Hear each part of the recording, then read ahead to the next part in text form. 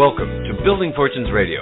Make sure you check us out at buildingfortunesradio.com. Along with our marketing partners, we're here to help our PM Marketing Network Lead customers build their businesses and make the world a better place. At Building Fortunes, we know how much your business means to you and the people important to you. So spread the word, tell a friend, join our newsletter, and go make a difference in your world. Now on to our show with your host, Peter Mingles. Hello, everyone. Peter Mingles here. You're listening to us on Building Fortunes Radio. It's www.buildingfortunesradio.com. This is our very special, and I'm serious, very special Cudahouse radio show with Bob Adams. Cuda is spelled C-U-D-A, house, you know how to spell that, House.com. So if you go to Cudahouse.com, you'll be able to see all the cool things that Bob does, or many of the cool things. He does a lot of stuff. And Bob and I have known each other for well over a dozen years. And when he first called me up, I considered him super duper smart, had a spreadsheet in front of him telling me a little bit about, like, if this happened and this happened and this happened and this happened. I'm like, wow, this guy's a smart dude. And as I learned more about his background, I realized that, no, he's a really smart dude. I mean, Bob Adams, he's a smart guy. He's done accomplished things. So I consider it always a privilege and a pleasure to be able to talk to Mr. Bob Adams, because we talk about some really cool stuff.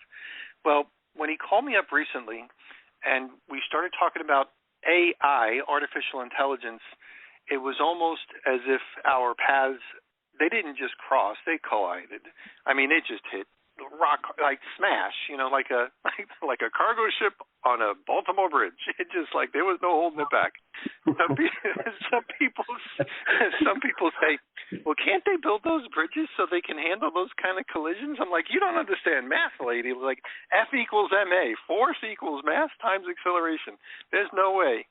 So what's wrong with you? So anyway, we're here for some of the smart people to be actively involved in a topic that is really changing the world in more ways than you know, which is AI.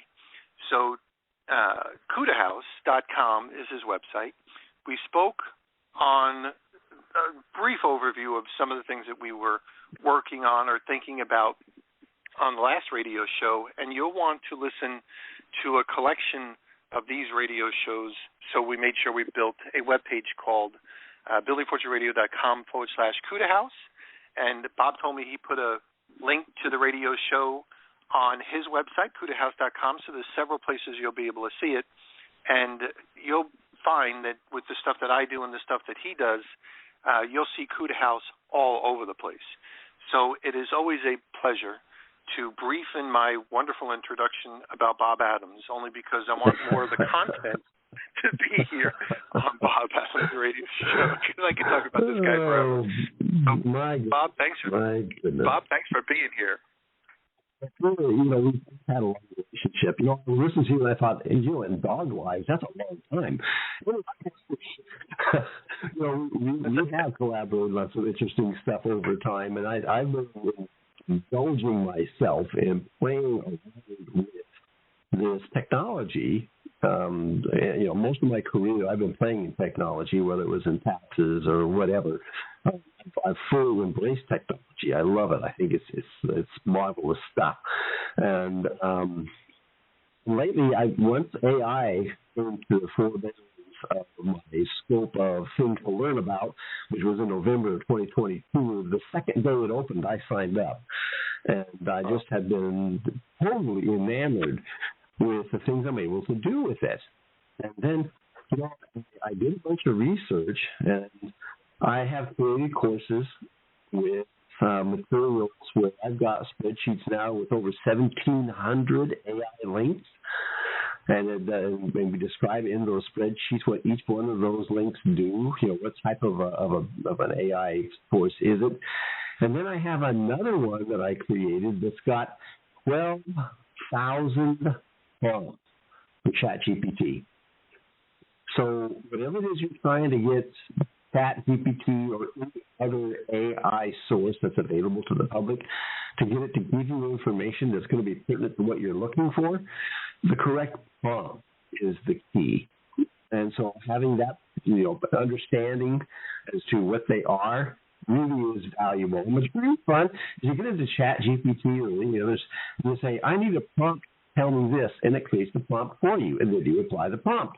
It's just so much fun to play with. It's like having all the encyclopedias in the entire world in front of me in a visual manner that is just so fun. I ranted for a long time on that. No. Well, there's still a certain portion of our population, meaning the Building Fortunes radio listening audience, that says, I've heard about it. I don't know how to use it. I've never heard of it before. So they're really brand new. And I'd say there's probably a huger portion of the population that has never touched it before, wouldn't even know how to get in there, and doesn't know what a prompt is. So This is all very valuable information, because if you don't plug in to this, you're going to be missing a lot of the things that are happening in the world around you. And some people might say, well, this artificial intelligence won't affect me. I'm like, well, unless you're literally, like, you can't be listening to this radio show and say that. The only people that can say artificial intelligence won't affect me is if you were marooned on an island and it was a small island with no electricity. That is the only person that can say it's not going to affect them, and it's probably going to affect them anyway. So the reality is it's here. It's wonderful, and it's scary, and it's something you have to learn, because just like any other tool, they can be wonderful and used for good, or scary and used for worse. So you got to learn this stuff. So I really, really want our Building Fortunes radio listening audience to learn first, and then as they're learning, the cool thing about you and the stuff that you do, to be able to apply. So learning is nothing. Like, knowledge is useless. Knowledge just makes, maybe you can do Scrabble better, but knowledge is useless unless it's applied, and it's useless to you unless it's applied to your world. So having said that, let's jump into whatever topic you want to talk about. Okay, well, let's just do easy. Okay, Cudahouse is really built around the idea of making technology simpler. Because I know that when we first get started into playing in the world of technology, when we first came out, and you need to know how to write things in and create stuff, and it's like, okay, we've gone way past that stage at this point in time, and they've managed to collaborate with different concepts and put them all into an easy way to do things. And so Cudahouse is really all about being able to do that. Yes, I can help you with websites and bots and podcastings and all kinds of wonderful stuff, which is all part of that internet, based system digital world that we live in. But I think if we're going to get down to it, we need to take something that's going to be the core of technology in the future, and that's AI. So I'm going to jump off right here and just kind of revisit AI, and then how to access it, how to use it, and the value to it. So let's start right there. First of all, in the previous radio show, I used an analogy of the ocean being the ultimate source of knowledge, as in water. And it is disseminated out as mist. It comes to the mountains. It falls right there and falls in different kinds of forms. And it goes down the mountains, into rivers, into reservoirs, and then out to individuals. It's being used in order to propagate life and keep things going. AI is very similar to that. When Google got started, and you have to realize that the actual internet started way before them, but when Google got started, their intention was to make all information available. And how they did it is that they would go out and solicit these websites or other sources of information and make it available so people could type in something and they would go out and find. What it would find was a whole bunch of different sources, and then you had to go through those sources to be able to solicit what you wanted. It's simple. If you go into Google and you type in something that you want to research, let's talk about dogs. Life up anyway. So talk about dogs. Let's talk about pugs. Okay. And then how many websites do you think there are that talk about pugs? I mean, the immensity of it all is huge. Now, you also know that when you type in pugs in Google, you could also add behind that to say, I want to know how long they live. Okay? And that's going to minimize the number of websites. You still have to search all those websites. Okay? Then you can also put pugs on how long they live, what's the best diet, and that's going to minimize the number of websites that's going to be available. And then you're going to add in one more fraction of what kind of vet problems am I potentially looking at with a bug? So that's going to minimize the number of websites that's going to provide that information. Well, essentially what AI did, it presents itself as an artificial intelligence, meaning it go out and dig through all that same material and present it to you. It's called a large language model. I'm going to give to you all this information, and just as if you were talking to a human. Now, the whole idea of having computers actually started back in the 50s. And there was a particular program called Alice that was created, and it had the mimicry of being able to recite words, although it sounded very computeristic. It could still recite things and put it out there to people. And then they began to work on that. And it went through a little phase in the 70s where it kind of got dropped for a while. And then they began to realize what AI could actually do. Because what it does is it collaborates with all the different sources for information, solicits the information, and then puts it in a presentable format. Who used it? Well, take a look at Elon Musk, or take a look at other guys who have managed to move themselves way beyond the standards of what most people would consider for business applications or anything else, and have moved them way out beyond the measure of anything else. Well, that's what AI did for them. So when they made the whole idea of making it open, so when we say ChatGPT, you have to realize it's coming from a source called OpenAI, meaning the idea is that artificial intelligence will be readily available to everybody. To everybody. Well, Elon Musk was actually part of that when it first started. He contributed a bunch of money into it. He ran into a conflict of interest. He withdrew himself and went another direction. But when he was in there, the whole idea is that it would not be monetized, that everybody would have total free access to it. Well, after he left, there was a collaboration of big money that came to the table, and they managed to boost all the technical and the mechanical aspects of it. And then in order to help pay for that, they had to monetize it, which is why you have the ability to pay for the advanced services. And I have to admit, that $20 a month, like Peter went on about last time, that $20 a month is really minuscule compared to what you get out of that $20 a month. And so that's how AI really got going. And then since then, we've got that came out, we've got Perplexity. You have to look around. You're going to find all kinds of open AI sources that are available. They're all being, in some ways, mimicking. You can even create your own. So there's just ways of putting applications into all this huge ocean of knowledge and bringing it forefront and putting it to work. So what I want to do is, I know we're heading into a break here in just another couple of minutes, and when we get through with that break, I want to talk specifically about chatbots. And I'll show you the advantage of having them and what they do on a website in particular.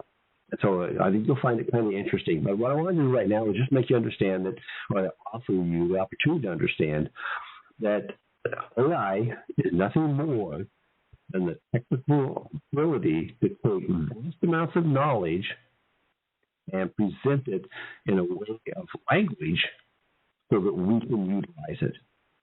And it's interesting because that language can present itself as written, as audio, and as video. It's pretty dang cool. They can also write code.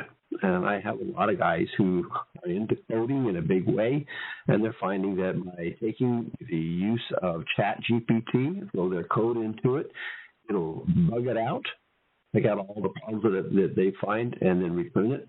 And then you can apply it, test it, and you can change it. And ChatGPT does a marvelous job of that. There's a lot of AI sources that do just that job itself right there. Okay, so I'm going to pause here because I know that we've got an ad that gets to go on right here. And my friend, it's all yours. Here we go. So we're going to be right back after this quick commercial break. Thanks for listening to Building Fortunes Radio. If you sell a product or service, then you should check out PMMarketing's NetworkLeads.com. Just visit www.networkleads.com. For over 18 years, PM Marketing has helped distributors build their home-based businesses through lead generation, website development, automated email delivery systems, and sales training. If you're looking for a way to increase your skills and increase the number of people that see your product or opportunity, NetworkLeads.com can help. To learn more, visit www.networkleads.com. Ask about their lead management system, capture pages, personalized websites, MLM training, humongous blogs, the humongous classified ad network, Building Fortunes Radio, or their webinar schedule. NetworkLeads.com can be your one-stop shop for everything you need. And now, back to our show. And we're back. Peter Mingles here with Bob Adams, and as we're talking and listening about the stuff that he's working on with AI, for those people that need a super simple answer, I was just thinking about this, Bob. I don't know why it came up in my brain while you were talking, but I was trying to think of a simple way also to explain AI to some people, and I'll just use this as an example. When I was in high school and elementary school, probably more towards elementary into junior high, we had this kid. His name was Jeff. I think I remember his last name, but I'm not going to mention his last name because he probably doesn't want the popularity. But this kid knew everything about baseball. I mean, he knew everything about baseball. Hey, Jeff, who won the 1963 World Series? Oh, it was the Mets, which was probably not true, but I'm just making that part up. It was the Mets. They won 6-5, in the World Series, and it was really great because there were 3 double headers and 7 triple zeros and everything else about baseball. And you'd say, geez. Hey Jeff, what was the batting average of Hank Aaron in 1973? Oh, that was real simple. It was .397. He hit 27 homers. I'm like, what the hell? Like, where are you getting this stuff from? ChatGPT is a little bit like Jeff, just bigger. Hey, ChatGPT, whatever question you have, not just about baseball, but about knowledge of the world. So just think about that. If you could have access to that for free or near free, and you just have to learn how to use it. So just thinking about that as we were going through our explanations, and I just figured I'll interject that here because not being able to use that, and that's going to have a little bit to do with your chatbot, I think, explanation as far as where to get this knowledge from, and then you'll be able to help us with that as well. So back to you. Okay. That was a perfect lead-in. Thank you very much. Okay. So let's go back to our analogy of the ocean for just a moment as being the ultimate source of all knowledge. In order to be able to provide as much knowledge as is possible, you have to have the technical ability to be able to put it in order and then feed it out in a manner that is digestible. So to do that, OpenAI and other sources who provide large public accesses have the computer capabilities of being able to handle the research and the response to millions and millions of people that are currently using it. Now, it's measured in lots of different ways as to how, the trillions of sources of information that feed into ChatGPT. And those trillions of sources make it so that it's a wider application and it is used for just about anything and everything. Now, in order to make it safe, because it is such a massive amount of knowledge that's available from all sources and all types of different types of things, they manage it to put restrictions on it so that you cannot go to ChatGPT and say, show me how to build a bomb, or show me how to rob a bank, or show me how to break into a car. Okay, it's not going to give you that information. It's going to block that information. So that's called censorship or restriction. How we want to look at that. Taking a look at the main public, just like Facebook, where they have the rules and limitations they put in place for the general public safety. It's the same thing there. But because it's a large language model and it works so well, you can do things with that and interface it with specifics. Now, what I'm saying right here is, oftentimes when you go to a website, you'll see this little button pop up in the lower right-hand corner. And it says, hi, how can I help? Whatever message it may be, in order to engage somebody to be willing to click on it and ask a question. Now, the way that works is pretty dang slick. There's some programs that will go through your entire website and pick up all the knowledge that you have there. Then you can add more knowledge to it, where it, let's see, for example, like on Cudahouse, I have a chatbot and a link at the bottom, but I've also fed it a whole bunch of other information that's not necessarily on my website. It might be more details about specific options or specific equipment or things along that line, so that the chatbot is being what's called trained. So the training is, it looks at my website, it looks at the material I give it, and then the next thing I do is I train it to respond.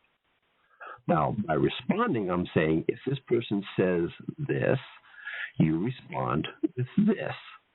And I only give it 5, 6 different types of things because I don't have to give it a lot. And the reason why is because it's already interfaced with ChatGPT 3.5 and that large language model that's available.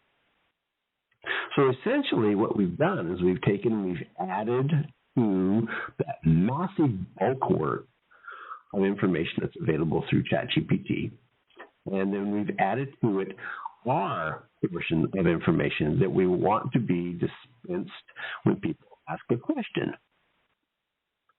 Okay, take a moment, catch your breath, all right, because I know this is an intense. For most people who have never even looked at the idea of, number one, what AI is, what it can do, how the technology works to it, I'm just trying to make it as simple as possible to share with you that AI essentially is nothing more than the means to be able to transmit information in a way that's, usable to us.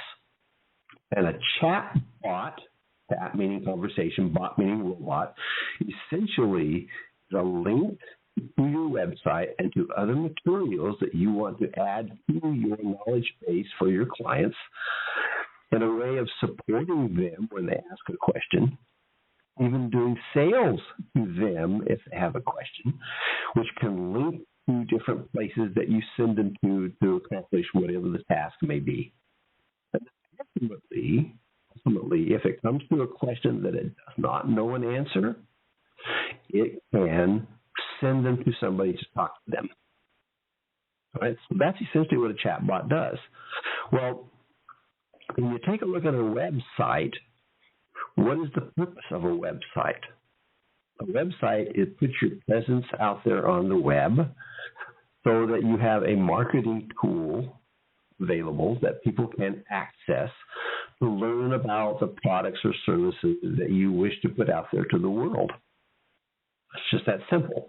Well, what the chatbot does is it takes all that information on your website, so they don't have to search through your website to find things, and makes it available where they can ask a simple question. And it'll either take them to it on the website or answer the question outright right there. So when I help people build a website, I tell them that the second most important thing on their website is going to be the chatbot. And you want to build it at the same time you build the website. Now, what's really cool about commercial chatbots, which are available, they automatically check your website daily at least. Usually they have a constant running, checking it all the time to make sure that any new information that you put into it, it's going to have made available to whoever resources want to click on that button down there. So chatbots are freaking awesome. They're really, really, really, really, really, really cool. And so you can use them not just for your website. Now, this is going to be kind of cool, because you can also train the chatbot to do education. You can train it to look for specific material for a hobby. I mean, the chatbots can do just about anything. Most applications that we use them for is on websites. Now, here's my invitation. First of all, obviously, I'm going to say we'll go to Cudahouse because we've got some really cool stuff. And when you go to the front page of that, it's going to pop up. I got a really good pop up. And it's going to offer you a free AI PDF report on what AI does and how it works for businesses. So when you register, it's going to send that to you as a download. You'll be able to see it. It's also going to follow up with some other things. When you get done with that, my invitation is if you've already got a website, you haven't discovered what a bot can do, go on the website where it says bots, B-O-T-S. Click on that. Another pop-up's going to show up. Or, if it doesn't show up because you've already registered, just go down to the page down there, and you can register to make an appointment with me. We'll spend about 15 minutes. But in that registration, you're going to put in your website. And when you get through putting that information in and it sends it to me, I'm going to automatically dump it into a bot. So when we have our conversation, which will be scheduled at your convenience and mine, then I'm going to be able to show you this is exactly what a bot can do for you. You'll be able to see it. I can send you the link. You can play with it. It's going to be freaking awesome. All right? And that's all free. That part you can take a look at, play with, and you'll see the benefits to it. And if you decide that you want to have one designed and put into your system, I can help you with that as well. So that's probably the most important parts that I want to get out today in today's presentation. I've got a ton of material to share with everybody, by the way. I mean, this is just an introduction into this part of Cudahouse, because I know that Peter and I, we've done podcasting and radio shows together for a long time, and we're both really accustomed to how that works. And sometimes just sharing that with people so they begin to understand the avenues of marketing. And when you start getting into that, you're going to discover how AI is marvelous. Because you can go into AI and say, I need a series of topics to be able to share on a podcast. It'll help you. I need to take this topic and I need to have it written up in a narrative that I can do my podcast with. It helped you. Oh, I'm going to do a YouTube video on this. It helped you. And by helping you, I mean, not only does it give you the information, it's going to be of value to you, but it'll put it in the quick narrative and then show you where the music comes in, the sound effects comes in, the images comes in. It'll do it all. It is freaking awesome. That's how come it's so easy to get lost and play in it, which is what I do. I really enjoy that part and aspect of playing around with AI. And then also, as you notice on the website, when you go to my website, there's this good-looking guy there. Okay, that's a good-looking guy. That's a creation from AI also. But my image, it says, okay, let's make him look like this, and so that's what it did. And it's really fun to play with and to make some awesome stuff. All right, Peter, I know we're knocking on the end of our time together here, bro. But we are. I just want to leave one more thought put out there. Don't be afraid to make an appointment with me. Okay, there's an option on the website to make an appointment. Even if it's not about chatbots, if you got questions about other things that have to do with AI or websites or whatever, make an appointment. I'll be glad to spend 15 minutes with you and have a conversation to see exactly what it is you're trying to accomplish, and then I help. Okay. Peter, it's all yours, guys.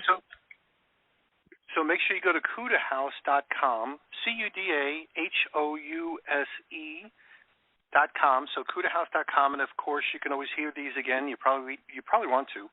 Back to buildingfortunesradio.com/Cudahouse, or I know the link is going to be on Bob's website as well, and we're going to catch everybody next time on Building Fortunes Radio. Thanks, everyone. Thanks, Bob. You've been listening to Building Fortunes Radio on buildingfortunesradio.com. Thanks for listening. Be sure to check us out every Friday at 5 p.m. Eastern Time for the designated Building Fortunes Radio segment with Peter Mingle. Be sure to check out the buildingfortunesradio.com website for our featured segments. It's been our privilege to have you listen in. At Building Fortunes Radio, we wish you the success you deserve and are willing to work for. So spread the word, tell a friend, join our newsletter, and go make a difference in your world.